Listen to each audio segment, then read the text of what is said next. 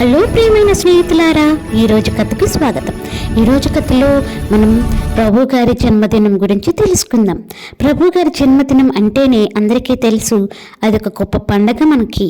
అలాగే ఆ ప్రభు గారు ఎవరిని కూడా విడిచిపెట్టరు. చిన్న లేదు పెద్ద లేదు, ప్రతి ఒక్కరిని కూడా సమానంగా చూస్తారని, ప్రతి ఒక్క చిన్న వస్తువు కూడా ఎంతో ప్రాముఖ్యత ఇస్తారని, అలాగే ఆయన పుట్టుక దినంలో ప్రతి ఒక్కరిని కూడా ఆయన ఎంత విధంగా ఉపయోగించుకున్నారో మనం చూద్దాం. అందరికీ మేలుకరంగా దీవెనకరంగా యొక్క కథ ఉండాలని నేను ఆశిస్తున్నాను. ఇది క్రిస్మస్ దినమందు అందరి ఇల్లు కూడా ఎంతో గొప్ప వెలుగులతో, గొప్ప గొప్ప లైట్లతో వెలుగుతుంది. అయితే ఒక షాప్లో ఒక చిన్న కొవ్వొత్తు ఉంది. ఆ కొవ్వొత్తు పేరు మియా. మియా అనే చిన్న కొవ్వొత్తు ఇక ప్రభు గారి జన్మదినమందు చాలా సంతోషంగా ఉంది. మియా అనే కొవ్వొత్తు క్రిస్మస్ వేడుకలో పాల్గొవాలనుకుంది. అయితే ఆ చిన్న కొవ్వొత్తు ఎవరూ కొనుక్కోవట్లేదు, ఎందుకంటే అది చాలా చిన్నగా ఉందని. అయితే మిగతా కొవ్వొత్తులన్నీ చాలా అందంగాను, ఆకర్షణీయంగాను, అలాగే చూడడానికి పెద్దవిగా ఉన్నవి. అయితే ఈ మియా ఇంకా ఎవరు చూడట్లేదు, ఎవరు కూడా కొనుక్కోవట్లేదు, ఎందుకంటే చిన్న కొవ్వొత్తు అంత ఆకర్షణీయంగా లేదు, అలాగే ఎవరిని ఆకర్షించట్లేకపోతుంది. అయితే ఒక్కతే కూర్చొని చాలా బాధపడుతుంది. క్రిస్మస్ దినమందు ఆ క్రిస్మస్ వేడుకల్లో పాల్గొనే అవకాశం నాకు రావట్లేదేంటి అంటూ బాధపడుతుంది చిన్న కొవ్వొత్తు. అయితే చిన్న పేదమ్మాయి వచ్చింది. అయితే ఆ పాప దగ్గర డబ్బులేం లేవు, ఒకే ₹1 ఉంది.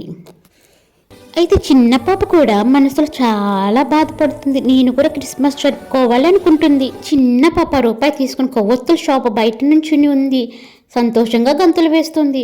అయితే చిన్న పాప షాప్ బయట ఉండి ఆ డబ్బులు చూసుకుంటూ, దేవా నాకు ఒక కొవ్వొత్తుని పెంచండి ప్రవ్వా అని చెప్పి యేసు ప్రవ్వాని ప్రార్థించింది. ఒక కొవ్వొత్తన్న వస్తే బాగుండు అనుకుంది తన దగ్గర డబ్బులతో.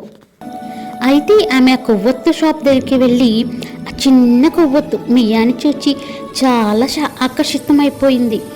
అయితే ఆ చిన్న కొవ్వొత్తు తనకి ఎంతో ఆనందాన్ని ఇస్తుంది. అలాగే ఆ చిన్న కొవ్వొత్తును చూడంగానే తనకి ఆ చిన్న కొవ్వొత్తును తీసుకోవాలని తన మనసు ఎంతగానో ఆశించింది. ఆ చిన్న కొవ్వొత్తు ప్రభువా నాకు ఇప్పించండి అనుకుంటూ ఉంది తన మనసులో. అలాగే ఆ చిన్న కొవ్వొత్తు కాంతి తనకి ఎంతగానో వెచ్చగా ఉంది. తనకి ఆ కొవ్వొత్తు చాలా నచ్చింది. అలాగే ఆ కొవ్వొత్తును తను ఇంటికి తీసుకెళ్ళాలని తన మనసులో అనుకుంటూ ఉంది. అయితే తన దగ్గర మాత్రం ₹1 మాత్రమే ఉంది. అయినా కూడా తను ఎంతో నమ్మకంతో ప్రభు దగ్గర ఆ షాప్ ఓనర్ని అడిగింది, అయ్యా నాకు ఈ కొవ్వొత్తుని ఇప్పించండి, నా దగ్గర అయితే ₹1 ఉందని చెప్పింది. అప్పుడు ఆ షాప్ కీపరు ఆ పాపకి తీసుకో అమ్మా అని ఆ కొవ్వొత్తునిచ్చారు.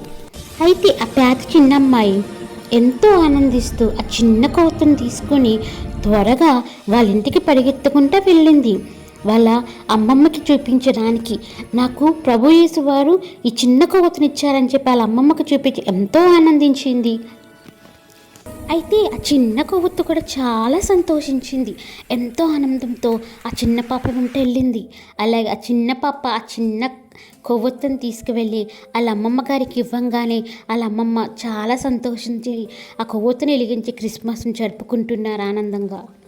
అయితే ఆ చిన్న కొవ్వొత్తు వాళ్ళ ఇంట్లో గొప్ప వెలుగుని తీసుకొచ్చింది. అందరిలో లైటులతో అలాగే కొవ్వొత్తులతో వెలిగించబడి ఉన్నాయి. అలాగే వీళ్ళ ఇల్లు కూడా కొవ్వొత్తులతో అలాగే వెలిగించబడింది.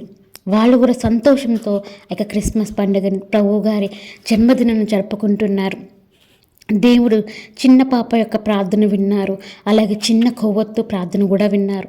ఎవరిని మర్చిపోలేదు, చిన్న లేదు పెద్ద లేదు. ఆ పాప అనుకుంది, నా దగ్గర ₹1 ఉంది, నేనేం చేయాలి, ఎలా కొవ్వొత్తును కొనుక్కోవాలి, క్రిస్మస్ని ఎలా జరుపుకోవాలనుకుంది. అలాగే మియా కూడా నన్ను ఎవరు కూడా తీసుకోవట్లేదు, ఎవరు కొనుక్కోవట్లేదు బాధపడ్డారు. కానీ ఇద్దరిని కూడా ప్రభువారు ఆనందపరిచారు. కాబట్టి గొప్ప వెలుగు వాళ్ళ ఇంట్లోనికి వచ్చింది. ఈ రోజును కూడా ప్రభు మనతో మాట్లాడుతున్నారు. ఆ గొప్ప వెలుగు మన జీవితంలో కూడా రాబోతుంది. అయితే ప్రభు వారు చిన్న చిన్న వస్తువులను కూడా ఎంతో ప్రాముఖ్యమైన విలువనిచ్చారు. మనకి విలువనివ్వరా? ఇస్తారు తప్పకుండా.